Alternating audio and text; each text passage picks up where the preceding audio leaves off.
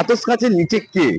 আজকে আমরা তদন্ত করছি যে মহেশতলা কিছুদিন আগে একটি ছবি ভাইরাল হয়, একটি বাচ্চাকে বেঁধে ইলেকট্রিক শক দেওয়া হয়, তারপর সোশ্যাল মিডিয়ার মাধ্যমে সেটা ভাইরাল হয় এবং তারপর ছড়িয়ে পড়ে চারদিকে এই ঘটনাটা।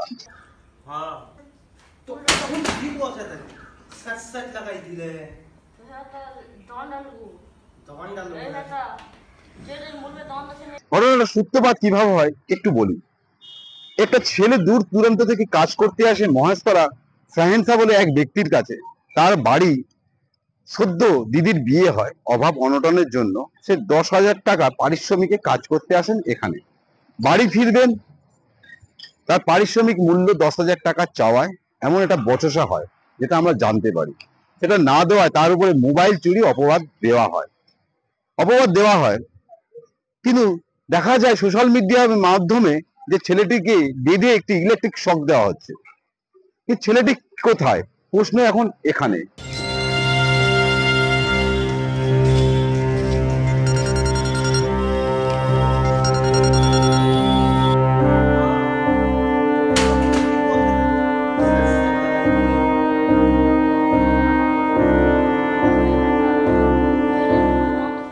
ছেলেটি কোথায় গেল? পুলিশ বলছে ছেলেটা পালিয়ে গেছে। যদি ছেলেটি পালিয়ে যায় তাহলে তার প্রমাণ কোথায়? আমরা যে অন্ততদন্তে দেখেছি সিসিটিভি ফুটেজে ছেলেটিকে ভিতরে ঢুকতে, ছেলেটিকে বেরোতে দেখা যায়নি। দ্বিতীয় প্রশ্ন, ছেলেটি কিভাবে পালালো? যদি ছেলেটি পালালো তাহলে শাহেনশা এবং তার পরিবার চলে গেল কেন ভিন রাজ্যে? তাকে পুলিশকে রীতিমতো তাকে আনতে, গ্রেফতার করে বেগ পেতে হয়। এখনো পর্যন্ত নিখোঁজ বালকের কোনো সদুত্তর পাওয়া যায়নি।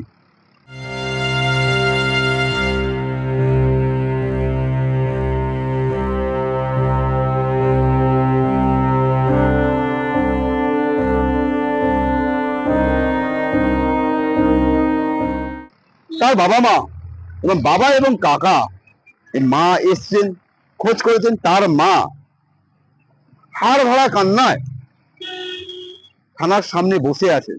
আমার ছেলেকে ধরা হয়েছে, বানানো হয়েছে উল্টা করে, আর কারণ শট দেওয়া হচ্ছে। সেই ছেলেটা কি ওই বান্দা থেকে হাঁটতে পারবে? ওই কারণ শট দেওয়া আছে, ওই ছেলেটা কি হাঁটতে পারবে? আপনি মনে করছেন হাঁটতে পারবে? কি আসামি ধরা হয়েছে তাও এই খবরটা নিতে পারছে না।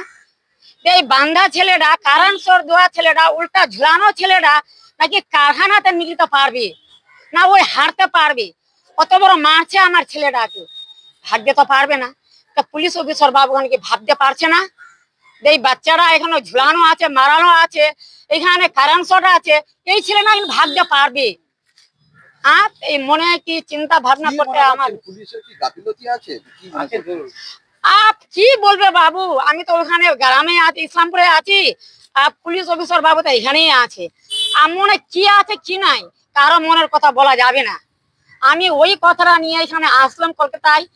আমাকে পুলিশ অফিসার বাবু কি আমাকে হার না জবাব দিচ্ছে ছেলের জন্য। না আমাকে খুঁজে বাহার করে দিবে, না আমাকে বড়ি দিবে, না আমাকে জিন্দা দিবে। আমাকে সেইটাই লাগবে, সেইটাই প্রশ্ন লাগবে। তার কাকা বলছেন মৃত বা জীবিত আমার বাড়ির ছেলেকে ফিরিয়ে দিই।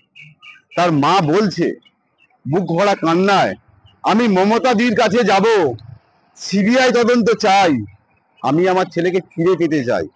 কিছু খোঁজ খবর পাচ্ছি না আমরা। এখানে পুলিশ আছে, আইসি হচ্ছে, কি কাজ করছে আমরা তো জানি না। যেখানে আজকে 20-22 দিন হয়ে গেল রিমান্ড নিয়েছে, বলছে কি মটন রিমান্ড নিয়েছে। তো ছেলেটা এখনো খুঁজে, আসামি ধরা আছে, মেন দুইটাই আমার আসামি, 5 জন আছে, 5 জন ধরা আছে। তো খুঁজে ওরা বের করতে পারছে না। তো কি করছে পুলিশ? কিছু করে না মনে হয়। আমার মনে হয় গরিব মানুষের মতো কাজ কি হবে? বড় লোক যারা ওদের কাজ হবে, আমরা তো গরিব মানুষ, আমরা তো আর ঘুষ দিতে পারবো না। তো আমাদের কাজ হবে, যারা ঘুষ দিবে ওদের কাজ হবে, আমরা তো ঘুষ দিতে পারবো না। এত বড় কাজ কেন এতদিন হয়ে গেল? আমার ছেলেটা এতদিন 20-22 দিন হলো এখনো কেন খোঁজ খবর পাওয়া যাচ্ছে না? আসামি না ধরার পরেও এরকম খোঁজ খবর দিল না কেন? আজকে আমরা যত পর্যন্ত আমার ছেলের খোঁজ পাই কিন্তু পাবো না, তত পর্যন্ত আমরা থানা থেকে হাঁটবো না। আর আমি এখানে মমতার ওখানে যাবো, মমতার ওখানে আমি সিবিআই অফিস যাবো, সিবিআই অফিসে আমি কেস আমরা আপিল করবো। এমন তার গুরুতর অভিযোগ করছেন কাকা। কারো মোবাইলে তার কাছে ফোন আসে, কত টাকা লাগবে, কে ফোন করলো, কার মোবাইলে, প্রশ্ন থেকে যাচ্ছে এখানে। আদৌ কি ছেলেটাকে খুঁজে পাওয়া যাবে, প্রশ্ন এখন এখানে।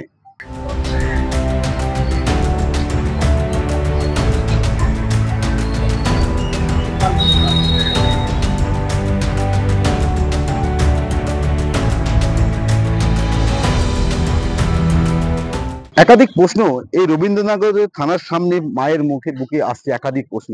মায়ের বেদনা ভরা কান্না, বোবা কান্না, যাতে প্রকাশ করা যাচ্ছে না। আমরা বুঝি একটা পরিবারের যদি একটা সন্তান 22 দিন নিখোঁজ হয়, কি অবস্থা হতে পারে। দূর থেকে ছুটে এসেছেন, দরবার করতে চাইছেন মুখ্যমন্ত্রীর কাছে, বলছেন সিবিআই তদন্ত হোক না আমার ছেলেটার জন্য। কিন্তু এখানে প্রশ্ন একাধিক, পুলিশকে জিজ্ঞাসা করলে বলছে ছেলেটা পালিয়ে গেছে। প্রশ্ন হচ্ছে ছেলেটা যদি পালিয়ে গেল তো কোথায় পালিয়ে গেল, কিভাবে পালিয়ে গেল। কিন্তু সিসিটিভি ফুটেজ তো অন্য কথা বলছে। সেখানে দেখা যাচ্ছে এই কোম্পানির মধ্যে ছেলেটিকে প্রবেশ করতে, কিন্তু বেরোনোর কোনো ফুটেজ তো পাওয়া গেল না, এক নম্বর। দ্বিতীয় প্রশ্ন হচ্ছে যদি ছেলেটি পালিয়ে যায় তাহলে শাহেনশা পরিজন বা শাহেনশা বা তার পরিজন পালিয়ে গেল কেন। এখানে রহস্য দানা বাঁধছে। পুলিশকে তবে ধরে নিয়ে আসতে হলো, শাহেনশা ধরা পড়লো, 15 দিন হয়ে গেল, কিন্তু এখনো কিন্তু উদ্ধার করতে পাওয়া গেল না। সেই শক দেওয়া বালকটা কোথায় গেল। কাজের অভাবে, পিঠের জ্বালায়, দূর দূরান্ত থেকে এসেছে, বোনের বিয়ে দেওয়া হয়েছে সদ্য, তার দেনা মাথার উপরে, সেই মাথায় দেনাটা নিয়ে মাসে 10,000 টাকা পাবে সেই আশায় আসে। বচসা আমাদের কি কারণে 10,000 টাকা চাওয়া, যেটা প্রাথমিক তদন্তে মাধ্যমে আমরা জানতে পারছি। বাড়ি যাবে 10,000 টাকা চায় এই মোবাইল চুরি অপরাধে। ছোট্ট ভাবুন আপনারা, যে ছোট্ট একটা বাচ্চা, দিদি সংসার, বিয়ে হয়েছে, সংসার অচল অবস্থা, অত্যন্ত কষ্টের জন্য দূর দূরান্ত থেকে এসছে এখানে, যেখানে এসে সামান্য পরিশ্রমের 10,000 টাকা এই অপরাধ। কিন্তু পুলিশের কাছে কোনো প্রশ্নের উত্তর সদুত্তর পাচ্ছে না তার পরিজন। আদেও কি পাওয়া যাবে এই পরিজন? যারা পালিয়ে যাবার কথা নয় তারাও তো পালিয়ে গেল, তাদের ধরে আনতে হলো, তারা কেন পালিয়ে এলো, এইটাই সবচেয়ে বড় প্রশ্ন।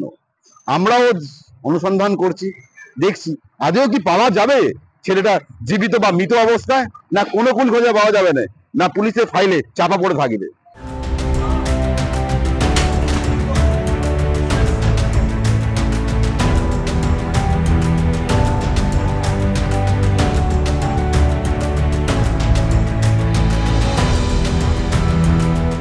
সঞ্জয় মাঝি, ওঙ্কার বাংলা।